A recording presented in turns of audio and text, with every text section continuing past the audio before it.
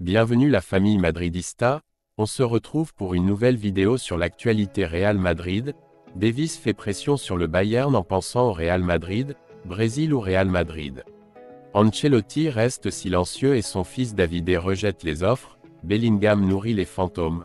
Rejoins la chaîne, en vous abonnant pour rater aucune de nos nouvelles vidéos. Je vous partage tous les infos du Real Madrid chaque semaine. N'hésitez pas à vous abonner en activant la cloche de notification pour suivre toutes les dernières informations du Real Madrid. Je vous dis tout, on commence. Davis fait pression sur le Bayern en pensant au Real Madrid.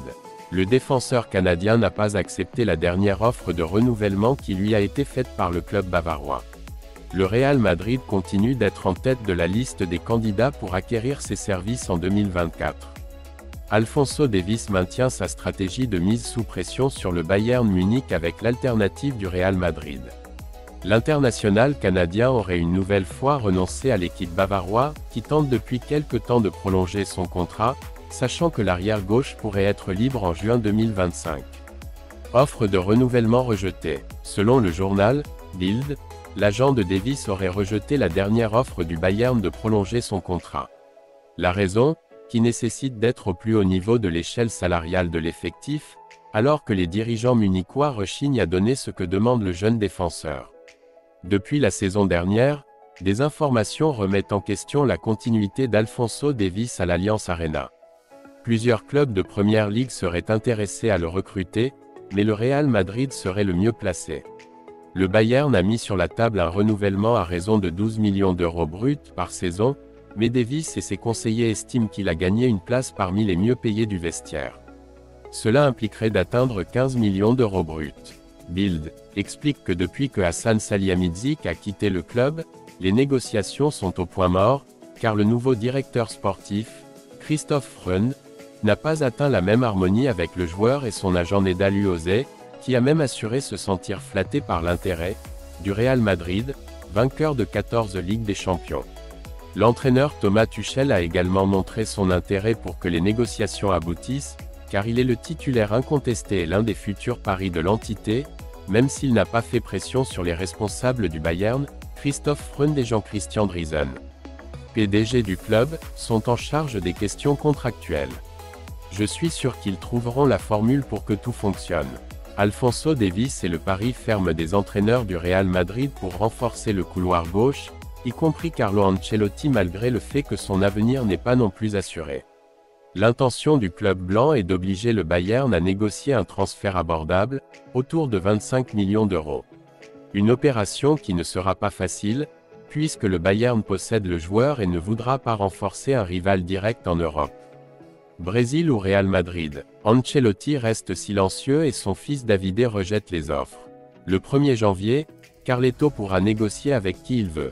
Au Brésil, on prétend qu'il existe un document signé par l'Italien avec la CBF. Au Real Madrid, on estime qu'ils écouteront l'offre de renouvellement avant de se décider. L'avenir de Carlo Ancelotti continue d'être le sujet phare des conversations au Real Madrid. Aussi bien dans les tribunes que dans les vestiaires et même dans les bureaux du club.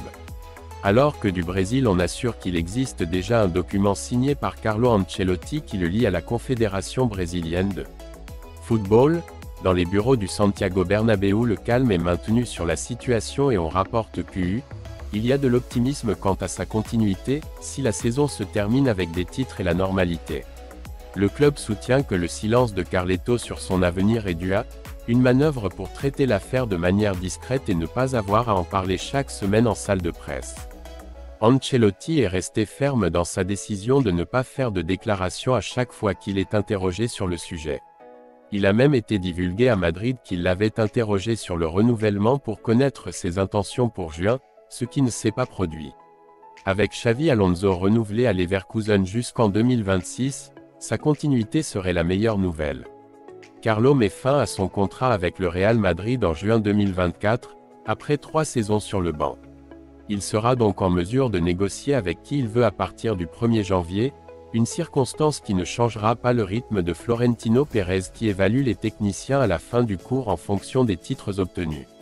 L'année dernière, ils n'ont remporté ni la Ligue ni la Ligue des Champions, bien qu'ils aient remporté la Coupe, la Supercoupe de l'Euro et le Mundialito. Il faudra donc attendre de voir quelle sera l'issue de cette saison de transition, où il est attendu qu'il remporte au moins un grand titre, Ligue ou Ligue des Champions. Angleterre, Italie, Turquie. Mais il y a aussi une autre circonstance importante qui fait penser au club de Chamartin que les Ancelotti, tant Carlo que son fils Davide, donnent la priorité à l'offre de renouvellement du Real Madrid par rapport à d'autres alternatives. En janvier, David Ancelotti a rejeté une offre d'Everton pour diriger les Toffees, même s'il n'avait pas encore le titre d'entraîneur qu'il avait obtenu cet été. Selon les informations traitées par les dirigeants du club blanc, le fils de Carleto a une fois de plus rejeté des offres ces dernières semaines en raison de l'intérêt de clubs d'Angleterre et d'Italie, et même de certains clubs importants de Turquie. Cette décision de Davide ouvre la porte à deux hypothèses. La première est qu'Ancelotti a déjà conclu l'accord avec le Brésil pour être l'entraîneur de Canarinha et compte sur son fils pour cette aventure.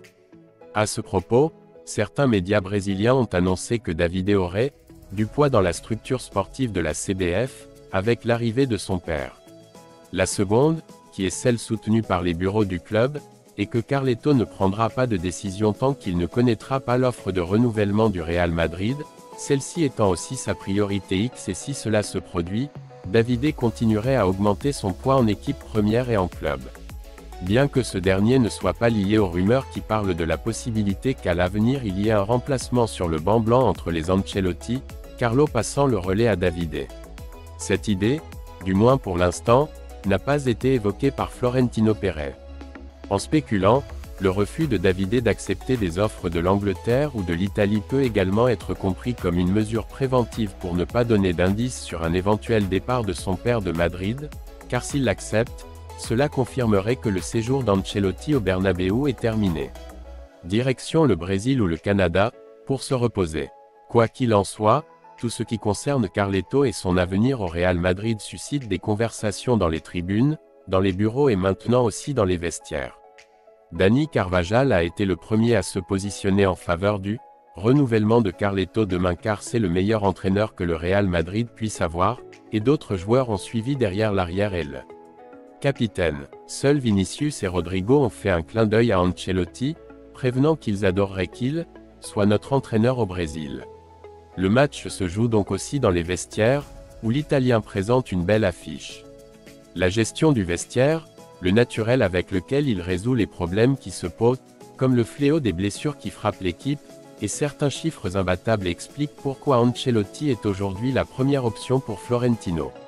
Complet en phase de groupe de la Ligue des Champions et 38 points sur 45 possibles en Liga, où ils sont à égalité en tête avec Gérone, sont des chiffres éblouissants en ce début de saison pour le Madrid d'Ancelotti, même s'il n'est pas prévu que leurs renouvellements seront évalués jusqu'au printemps, lorsque les compétitions entreront dans leur phase décisive.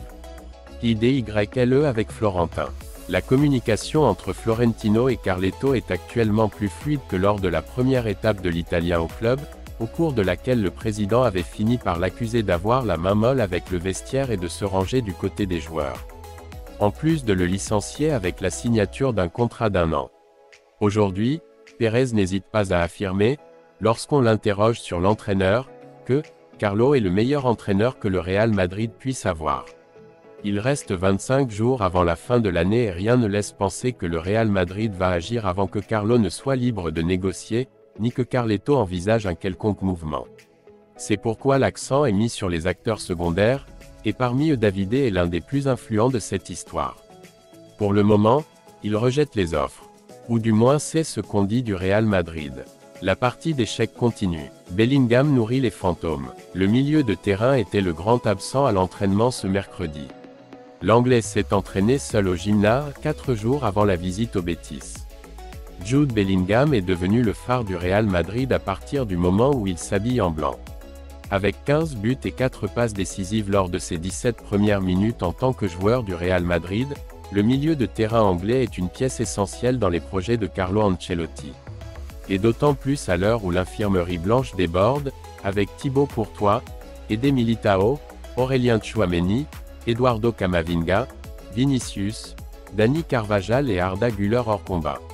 Bien qu'Andrei Lunin soit resté titulaire entre les bâtons, l'entraîneur italien a ramené Kepa Arrizabalaga pour le dernier match de championnat contre Grenade.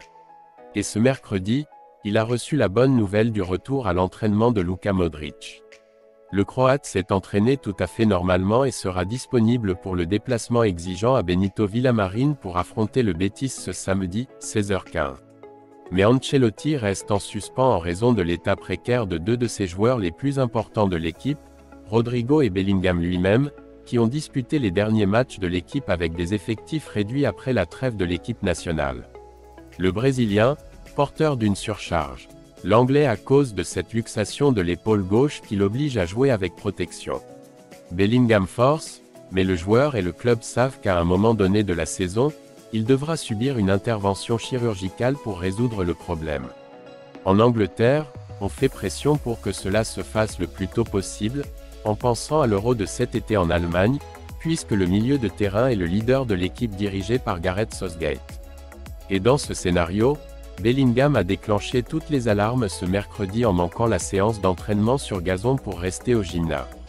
Du côté du club blanc, ils ont rapidement précisé qu'un entraînement individualisé pour renforcer cette épaule était déjà prévu, mais l'inconnu sur leur match contre le Betis reste en suspens en attendant de voir s'ils s'exerceront demain jeudi avec le groupe.